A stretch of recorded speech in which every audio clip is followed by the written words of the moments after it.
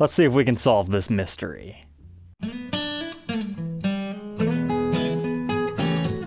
Welcome back, Troglodytes, to your daily dose of guitar information, the Trogly's Guitar Show. So the tale today starts in an email. A viewer of the show reached out to me and said, hey, I've owned this guitar since the mid-80s. It might be a 61 SG, but I'm not sure. But I'm thinking about selling it. Would you be interested? Long story short, here it is. Let's see if we can figure this out. So first off, we just have layers and layers of dust. It's got the clasp style latches. Honestly, this looks like an early 70s SG case to me. It just doesn't have the Gibson branding on it. So let's see what we are working with here. Oh, yeah, that's looking pretty good so far. But then that's not looking so good. But how about our headstock? Ooh, that's beautiful. First things first, yeah, I think he's totally right. This is some sort of an early 60s Les Paul SG. It's got those very exaggerated carves. The finish is just ridiculously checked on this thing. Just wait till you see the neck. But it's definitely had some sort of a heel repair, most likely. I mean, why else is anybody just going to randomly spray your back in black? And we can see the common heel break right here, but it almost looks like when they repaired it, they slightly sanded it down to get better upper fret access, as if you needed that on an SG. But he was saying that he believes these to be original PAF, so we'll have to see what we can find under there. But you might notice, hey, this is like the Melody Maker style vibrola. What's that doing on there? This probably had something else at one point in time, because that is the original hole that the grounding wire would come out of. And then you have your 3 screw holes here for securing it to the guitar. But this one's definitely seen some play where the lacquer has really aged. We can see the holly veneers lifting just a tad. Somebody's put Grovers on it. But I just love the finish checking on the neck. This is one of those awesome vintage beauties. Like, I don't think I want to 100% polish this thing up. It just needs a little bit of de-dustification, in my opinion. So let's go ahead and throw this thing on the workbench to see what other clues we can find to help us date what it is.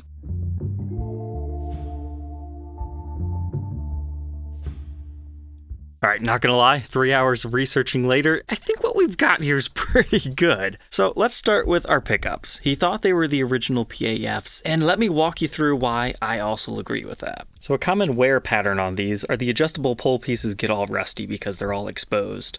But even on uncovered examples, a lot of times the slug coils will still be relatively clean looking, and that is our case here. Next, we want to check our wire coloring if you already have the covers off. And you can do that by looking in these little windows. So if you shine a light in there, it's kind of hard to tell on camera. You should see kind of a maroonish and or sometimes a purple colored wiring. I'm seeing maroon in this one. And now we look at the base plate. A lot of times you will see a brass screw, but these steel screws are also correct, depending on the era. Early 60s, I've heard, is a time when they were using this quite often. Next up, you look at your water slide decal. I'll get a nice close-up here so you can verify that. And then we can look at other construction techniques, such as these L-shaped tooling marks on our feet. These are looking pretty good to me. When they bent the metal, that's when those tooling marks occurred, so you always find that on real PAFs. That's like one of the easiest things to look for, but you gotta be careful, because reissues will occasionally put them on too. Next, you can look at the style of tape. So in the 60s, they get a little bit thicker, but then you can also look for your short magnet here. You see this little metal bar right there? That's the heart of your pickup, the magnet. So if it's a long one, it'll stick out a little bit further. So that is correct for an early 60s. Then we can also look at our construction over here. Without taking it apart, we've got our maple spacer, so that's at least a good sign. But to look even further, we need to blacklight test our pickups. So your decal should glow. Everything's looking good on this one, but remember, sometimes reissue ones can also glow. Then the other thing you want to check to see is if your tape glows, and this one does. And in my opinion, it does not look like it's been disturbed, because that's the thing, when you take a pickup cover off, that could mean the pickup had to have been rewound at one point in time. This looks exceptionally clean to me, but if you're an expert and you see something different, feel free to chime in, but this neck appears to be a real PAF. If it matters, 3 of the springs also glow, so that makes me think one of them has been replaced. Now we'll run through the same thing for our bridge pickup. It has the same glowing tape around all edges, including over here. Our decal is also glowing. We've got our same L tooling marks on both sides. There's a look at our patent applied for decal. We also have the steel screws on this one, and our maple spacer with short magnet. So that's pretty exciting, the second most iconic Gibson humbucker ever made, short of the long magnet version. But now here's the big question. Are these actually going to work? I haven't looked yet. And if you're wondering why I'm so scared, December last year, I purchased a 62 Ebony Block SG from the original owner, and I forgot to check if the pickups worked before I gave the money, and one of the pickups needed to be rewound. Moment of truth. So far so good, 7.89 in our bridge and 0.793 in the neck, so that's looking okay. However, I was getting kind of a funky error where sometimes this reads like 16. I think that has to do with the pot going bad, because this one is ridiculously hard to turn, and I even tried cleaning it out. But more about that on the back. But hey, we can't forget to have fun, 3.95 in the middle. He said the original pickup covers were in the case. Unfortunately, no. This one looks like a later 70s, and it's actually chrome instead of nickel. It's got some good age to it, though. But the patina looks right on this one, and if you look around the holes, you see how they're kind of like domed inward. That's something else you're looking for authentic ones. That's about as far as my knowledge goes on these. But I'll show you some more of the inside here. So that means we could go for the covered neck, uncovered bridge pickup look, but honestly, I kind of dig the vibe of this one, just with the uncoveredness. Now the pickup rings are worth money too, so you gotta verify if those are original or not. So unfortunately, LSR USA is not what we're looking for, so neck pickup ring 100% replaced. Bridge pickup ring, on the other hand, I'll get some close-ups here so we can have other experts verify as well. I think it's original though, because what you're looking for here is the M69. And we've got some other markings over here. So that makes sense, right? Neck breaks, it might have broke the original tenon cover and pickup ring at the same time.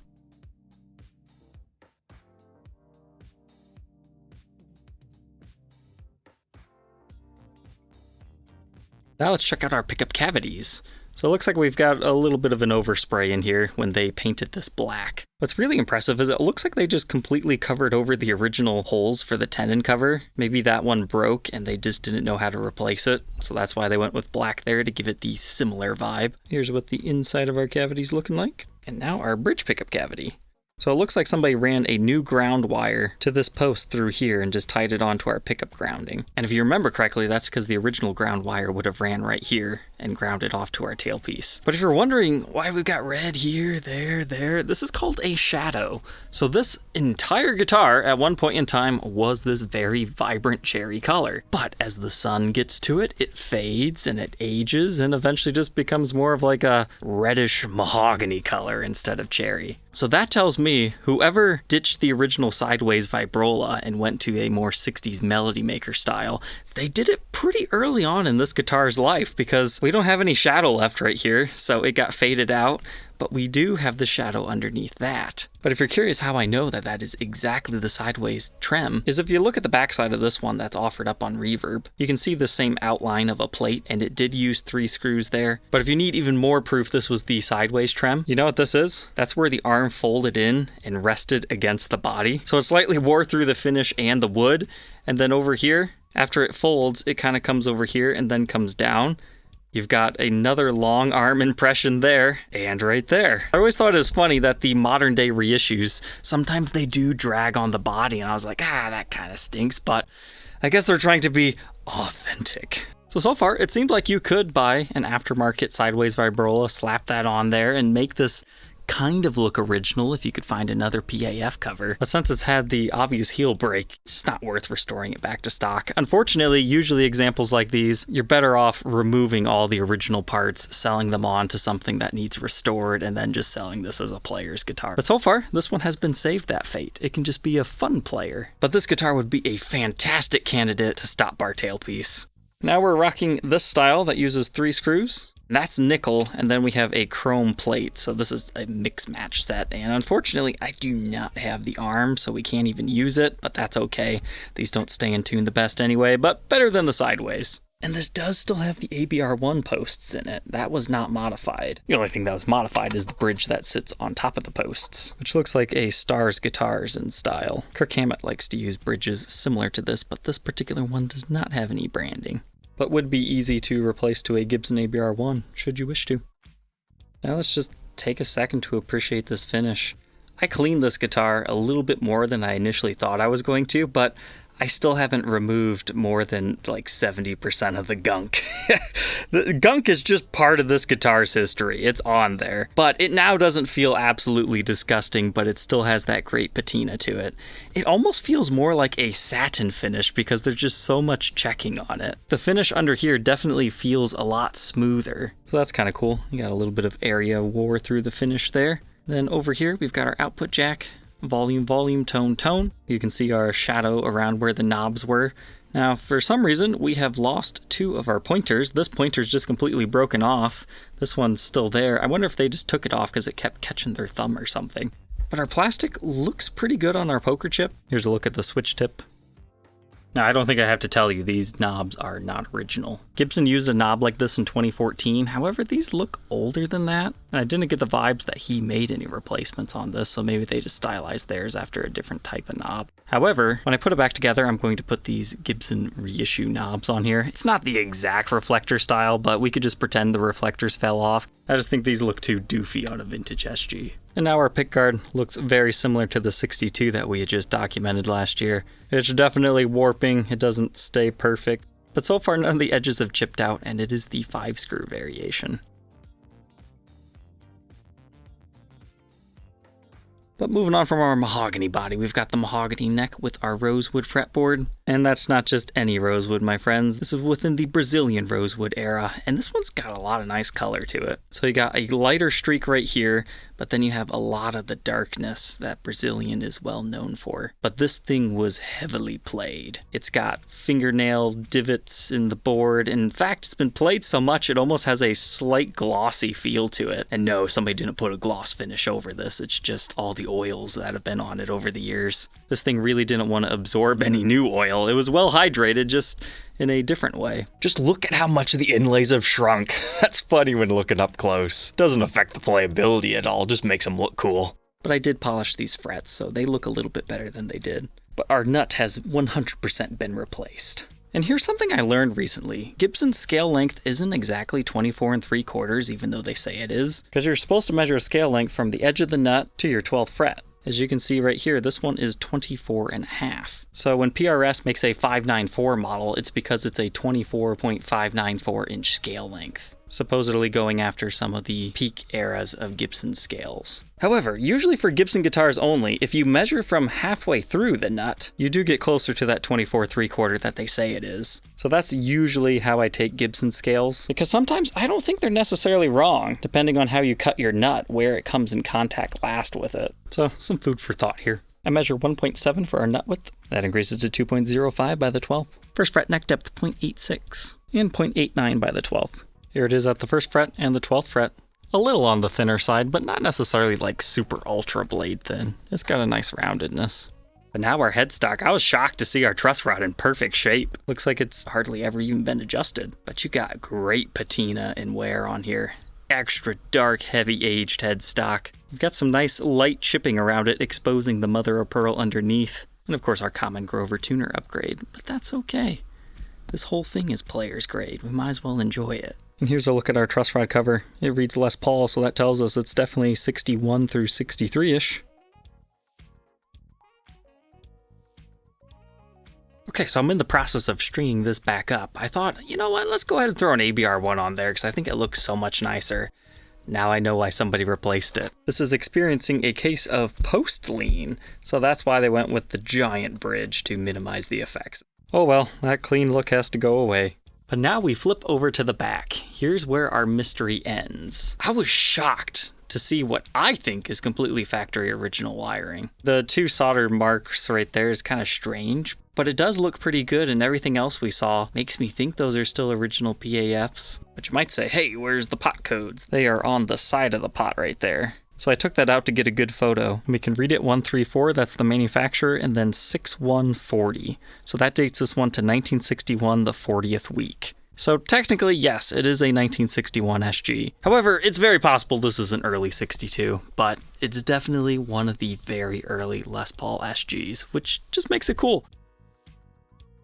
But we've got some nice wood grain back here. I love the ringiness, and then, yeah, so the reason why they went for this whole Batman thing is you can see where it broke. It cracked right here, and then it ran up the body a little bit. So that's why they put the black there to kind of cover that up. And it looks like it probably did the same on the other side.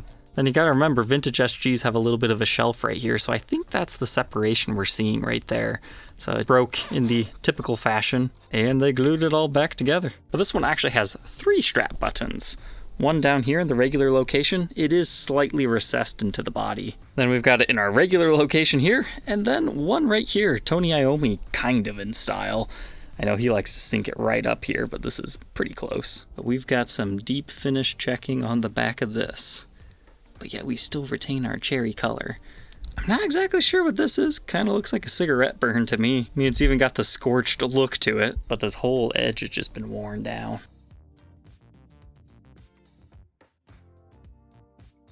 And then we get to the neck, aged in the typical fashion. I know this finish looks like it's just going to chip off on you, but even after polishing it, I only had one loose area come off. It is secure. It feels nice to play too. Nice and smooth, especially the areas that have been worn down a bit more. Even though this looks crazy, like it's gonna fall off, it doesn't fall off. But check that out. Old 60s style Grover USA tuners. Yeah, needless to say, this thing stays in tune pretty well. And now the ugly part of tonight's episode.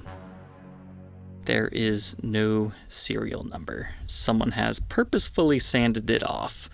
So you know what that means. This was stolen at one point in time. I asked the previous owner if he had any more to the story. He said he bought it in California around 1985 from one of his personal friends. He never had any work done on it, but originally inside the case, there was a receipt for a level recrown job on the frets. So that means the neck likely fell off on this thing very early on in its life. This is an old, solid repair at least. If you can verify for me this is 100% your guitar, you have a police report, you have photos matching the general condition, yeah, it's yours. But if he's owned this since the mid-80s, the odds of that are very low. What does that do for a guitar? It destroys the value.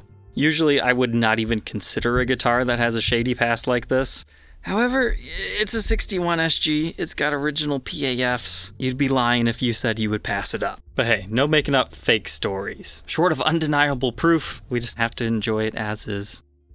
We got it strung back up. Now I'm noticing something else with our bridge. The good news is most of the post lean is at the top, so you could just replace that screw in the body and you'd be good. But you're going to notice our bridge is decked. I know the action looks high, but it's actually pretty good for playing. Main thing I want to point out here is look at how shallow your break angle is. It causes the strings to buzz, meaning these strings need to be positioned lower. Because when I was getting some buzzing, I decided to switch back to the ABR1, and this one doesn't have to be decked down. You gotta remember, that's a really thick bridge, and the saddles are all the way up in the air, whereas an ABR1 has a much more shallow profile. I mean, it could also be that they didn't quite get the neck angle right when they put it back in. I'm far from an expert when judging things like that. It's hard to get a guitar completely flat, but it almost looks like it's 2. I'm pretty sure it's supposed to be more like a 4. And at 4, things definitely are not flat. So it's probably a combination of things there. So you could reset the neck and have a stop bar mod on this. So yeah, it's kind of a bummer, but I was honestly kind of expecting it. It's a common issue on these older and repaired guitars. The thieves really knew what they were doing. Not only did they sand down the serial number, they also touched up the finish to kind of make it look a little bit more even. There's also a very light seam separation happening right here of our headstock wing, and you can see where the original Kluson tuners were going. But thankfully, it does not look like the neck was cracked in our headstock break area, just in our common heel area. But look at all that wear and checking. And now look what a blacklight will show you. It's all about the evenness of the finish. If it's not an even glow, you know something's happened. This one, I don't think we really need a blacklight test to tell us that. We can see the cracks and everything, but it's just nice to verify. Looks like maybe there was even a little bit of touch up in that area. But here's a look in our control cavity just for fun. Sometimes the solder will glow in a way. That one still glows a little bit, but you know what? Maybe they were in and out of the guitar. It's convincing, but sometimes people do very good job at replacing solder joint. But for fun, here's the front side again. We'll take a tour of the body. You can definitely see the light finish wear of where someone's arm was resting. Now check out those inlays. That's fun. And now our headstock. Beautiful putrid glow.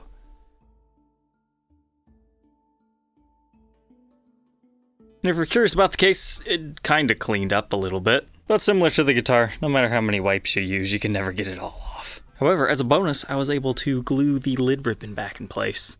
So at least now it's fully functional. And yeah, this is definitely an early 70s Gibson SG case. I don't necessarily suggest these, especially not on a guitar prone to a heel break. The only time you buy one of these is if it's era correct to your guitar. All said and done, this one weighs 6 pounds, 9.3 ounces. Not too bad. Let's go ahead and plug it in and hear how its PAF sound.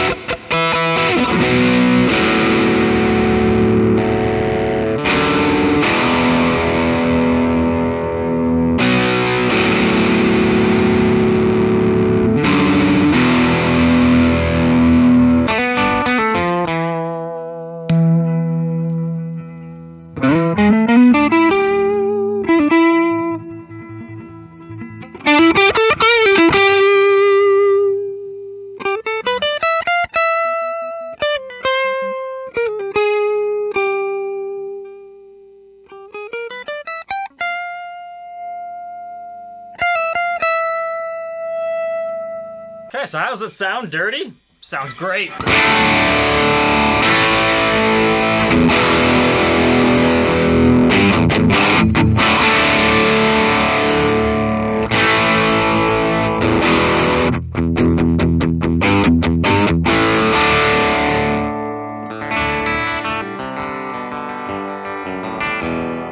And your tone changes a lot just with your volume knob. This is full on 10.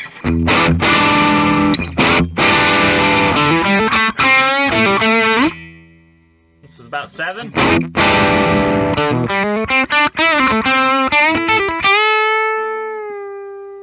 But by about 5, you're pretty much clean.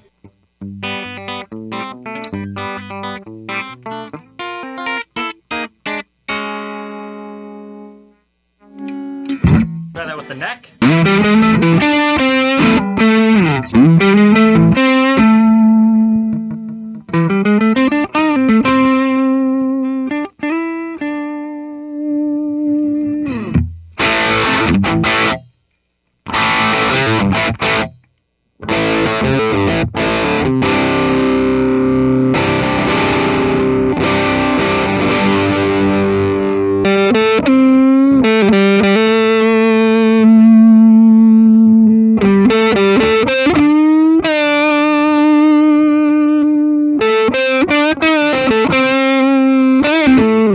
What's kind of funny is the regular strap button position. It has a little bit of neck dive. It's not too crazy, but they definitely didn't put that in the right spot for our other one. It gets even worse. So I'd say that's why Iomi put it here. I'd say it balances okay. Let's try some cleans.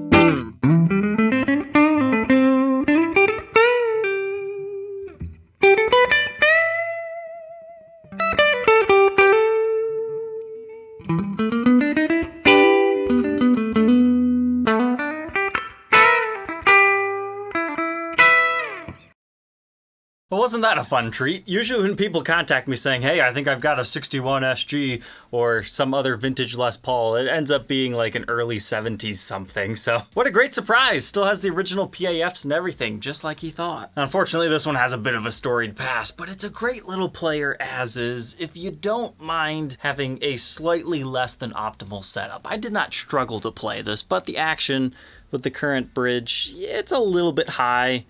You kind of fret out when you're trying to do the big bends. So unfortunately, yeah, I think this neck angle should technically be corrected if you wanted to like gig this out on a massive stage, but just playing it at home, this is perfectly fine as is. So if you learn nothing else from this, if you have a heel repaired SG, you don't necessarily have to be scared of them. I mean, this is really solid. I have no worries about this neck snapping off. However, you do need to verify that it was repaired correctly before parting serious money for a player's grade one of these. I'm honestly not sure what I'm doing with this thing at this time. So if you got a cool offer or trade that you want to run by me, maybe, but I don't know, I'm kind of starting to like having these vintage SGs around because they just have a vibe and they scream AC/DC. And it's cool to have them at different stages of life. So this is a 61, this is a late 62. Sure, we don't have the traditional Vibrola, but it's just cool to see how much different the finish is. Like this one has been well maintained throughout the years. We don't have any of the crazy finish checking on the back. It's nice and cherry yet.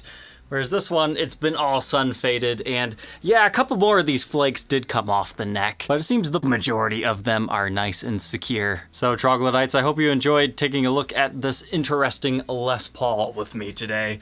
Don't forget to like, comment, and subscribe, and we'll catch you tomorrow on the next one. Take care.